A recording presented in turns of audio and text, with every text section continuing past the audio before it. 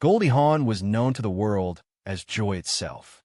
Her laugh was iconic, her smile effortless, and her presence felt like sunlight.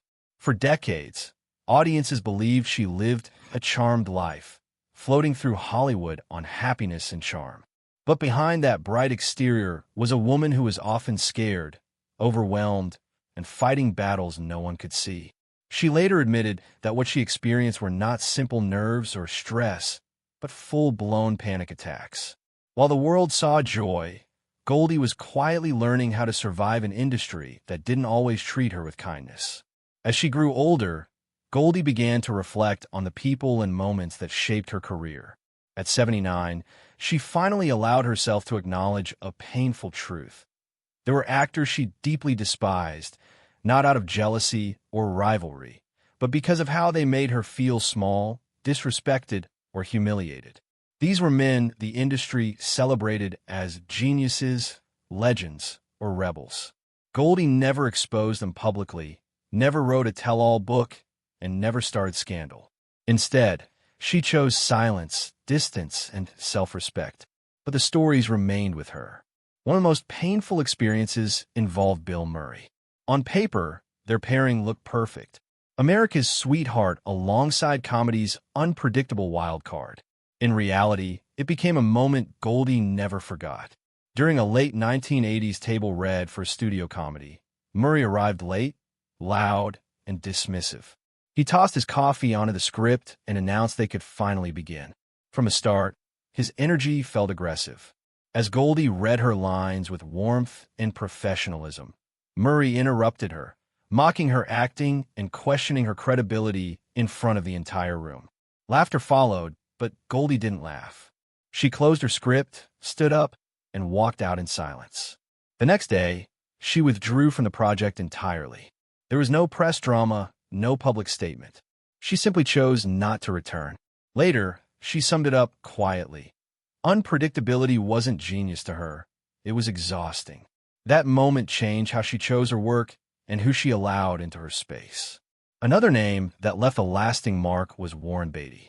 In the late 1970s, he was one of the most powerful men in Hollywood, admired for his charm and influence. When he took interest in Goldie, many assumed she would go along with it. But Goldie politely declined. She was kind, respectful, and firm. That single no changed everything. Almost immediately, opportunities she had been promised disappeared. Scripts vanished, meetings were canceled, and whispers began to spread that she was difficult and not serious. One producer quietly warned her that Warren was behind it. Goldie later confided that he didn't handle rejection well and punished women who denied him. She never confronted him publicly. Years later, when they crossed paths at an awards event, she greeted him with a polite smile and then turned away mid-conversation. It was subtle, controlled, and final. Dustin Hoffman was another surprising name on Goldie's private list. She admired his talent and believed working with him could help her break away from her comedic image. In the early 1980s, she was invited to read opposite him for a serious drama. Halfway through the audition, Hoffman stopped the scene and dismissed her performance, telling the producers she was still acting like she belonged in a sitcom. The comment wasn't constructive. It was public, sharp, and humiliating. Goldie finished the scene calmly, thanked everyone, and left. The next day, she told her agent she was done. She refused to fight for respect in a room where she had already been judged. She never worked with Hoffman again, later remarking that some men forget they are not there to control the women around them. Her experience with Chevy Chase cut even deeper because it began as a friendship. During the filming of Foul Play in 1978, their on-screen chemistry was undeniable. Off-screen, the atmosphere was tense. Chase constantly rewrote jokes, mocked scenes, and sulked whenever Goldie received bigger laughs. His insecurity showed itself through sarcasm and cruelty. Goldie tried to keep things light, smoothing over conflicts and maintaining professionalism. But the constant tension wore her down. After one argument, Chase stormed off set, refusing to return until changes were made. Goldie stayed behind, exhausted and quietly defeated. She later said he wasn't funny when the cameras stopped rolling, just mean. When a studio proposed a sequel with a massive paycheck, Goldie didn't hesitate. She declined without regret.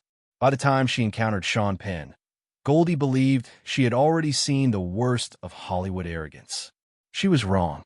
In 2014, at a Malibu charity gala focused on mental health, Goldie took the stage to speak about a subject deeply personal to her. While she spoke, Penn openly mocked her from his table, rolling his eyes and dismissing her words as another celebrity sermon. After her speech, he loudly remarked that she should stick to giggling. Goldie remained composed, smiled, and left early. In private, she finally admitted the pain of being reduced to a stereotype after a lifetime of work. From that moment on, she refused to attend any event where his name appeared on the guest list. When asked about him later, her response was simple, not her energy. The final name on her list shocked even those closest to her. It wasn't a rival or a comedian, but a Hollywood legend, Kirk Douglas. During an industry panel in the late 1990s, Goldie appeared as an Oscar-winning actress and producer. Kirk greeted her with charm, calling her sweetheart and joking about her looks. As the discussion continued, he repeatedly interrupted her, corrected her, and spoke over her, reducing her presence to decoration rather than authority. Goldie smiled through it, but those watching noticed the shift in her demeanor. Later, she told a friend that no matter how much she achieved, some men still saw her as a blonde from an old movie. She maintained a warm relationship with Michael Douglas, whom she respected deeply, but she never spoke of Kirk again. Goldie Hawn never sought revenge. She didn't expose names, start feuds, or demand apologies. Her response was quieter and, in many ways, stronger. She walked away. She chose peace over chaos, dignity over drama, and silence over spectacle. Behind her golden smile was a woman who learned, slowly and painfully, that joy is something you protect. And sometimes, the bravest thing you can do is simply refuse to stay where you are not respected.